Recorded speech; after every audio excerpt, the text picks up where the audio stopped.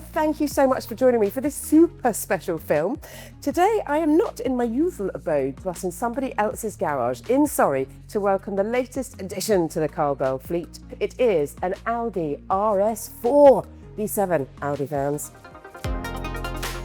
This isn't any old RS4 though. Oh no, this is perhaps the most famous RS4 to grace a television screen. It is the star of the Grand Tour. It is the Scandi Flick RS4. The 2007 RS4 was Jeremy Clarkson's 4x4 car of choice for the Scandi Flick, and it joined Richard Hammond's Subaru Impreza and James May's Mitsubishi Evo. The trio had to go across Scandinavia and ended up at the Russian border. During that filming adventure, this car was encased in ice, it was blade torched, it was on the wet end of a fire extinguisher, it went down a red ski run, and it did some hot laps whilst towing a skier. Jeremy described it as a gem and said that the 4.2 litre naturally aspirated V8 was one of his favourite engines in the world.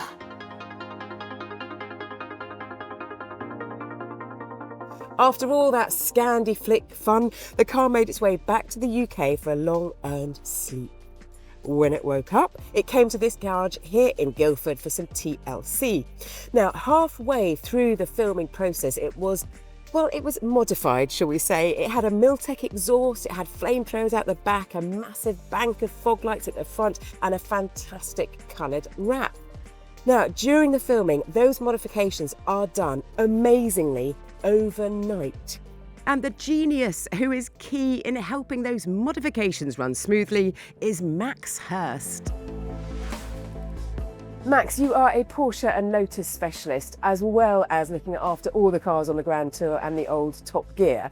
What kind of a state was the Audi in compared to everything else that you've seen? Oh, I know there's a list, and I've got it written down. But should we start with the engine? Yeah, let's start with the engine. Okay. What a beauty she is.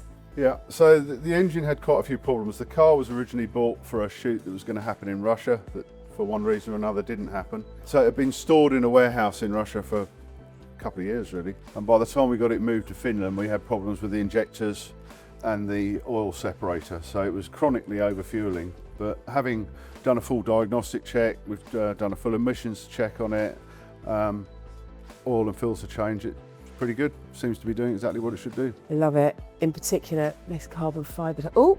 That particularly secure piece of carbon fibre. It looks so good though, doesn't it? Yeah. Oh, I love it.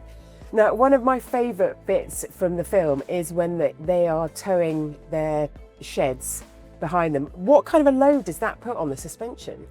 Well, it was quite a heavy shed, and this car was never designed to have a tow bar, so there's no tow weight for this car at all. Wow. So we had to modify a standard Audi tow bar to go onto this car. But it did put quite a lot of strain on the rear suspension, and obviously the terrain we were driving on didn't help us either. So the rear suspension had sagged quite a lot, so it's got a new set of road springs on the back, brought the rear suspension back up to its normal ride height. So all good now, yeah. Good. Another one of my favourite add-ons are the fogs. Oh my gosh. How easy or complicated were they to fit? When I was initially told we were going to have fog lights on it, I imagined a couple, but Jeremy insisted he wanted a full bank of fog lights. Quite right too. How many have you got actually? 9 in total. Nice, nice. Yeah. He probably would have wanted more, but that's all he got. So, yeah, so it had to be designed so it could be fitted quickly, because anyone who watches the show will know that the mods are done overnight by the presenters. So we made a bracket that went behind the bumper, so they just literally bolt on, all the wiring was already there, and you just plug them in. So they can be taken off at any time within sort of 10-15 minutes. Oh, absolute genius stuff. What else have we got? Oh yes, the flamethrower out the back. Yeah, so the flamethrower was installed on it. It had a big gas tank in the boot, connected to the rear tail boxes, igniters in the end of the tail boxes, and the presenter had a button to press to ignite it when he wanted flames coming out the back. And that's still there? No. Matt? No, that had to go. What kind of damage did that do? Pretty extensive. So there was burning on the bumper at the rear here, rear tail lights, and along the top here. The bumper also had a big hole in it where the trailer had come off and gone through it. So it's got a new rear bumper, new lights, and as you can see, the paintwork's been rectified. Indeed. Now, I love a rude exhaust, and I'm glad to see that the Miltecs are on. Yeah, well, it's retained the Miltec exhaust. The standard exhaust got left in Finland. Nice and loud, but might become a bit boring on the motorway. Never! I think I would like to have a little listen. Could you start it up? Yeah. Thank you.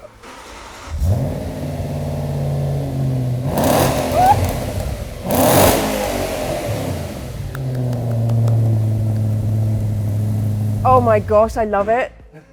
Thank you.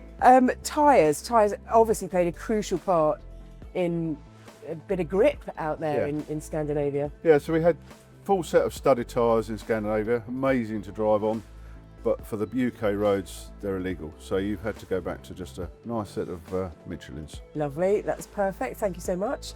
And yeah, any other business? What about the cameras inside? Yeah, so the cameras, as you probably know, they have 3 cameras, one mounted on the rear seat, which is an over the shoulder, which comes over the shoulder of the presenter, picks up the dashboard down the road a little bit.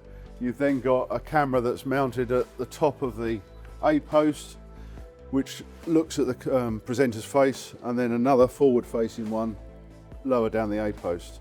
But to fit those, and they have to be really secure because you don't want them coming off, you have to take all the trim out, and in the case of this car, it had a big curtain airbag, that all came out to mount them properly. But that's all now gone back in, so it's back to its former glory. Lovely stuff. So that's sort of all the mechanicals and everything else dealt with. Just now, the colour. The colour, yeah. So there was quite a lot of damage done to the car. Fairly superficial, but it's all been repaired, repainted, just waiting for its wrap now. Indeed it is, because this car needs to be seen in its proper colours, I think. Absolutely. Oh, well, Max, thank you so much for all of your amazing work. I'm so grateful to it, and I absolutely can't wait to get it home and give it a good go. Thank you. Excellent, thank you.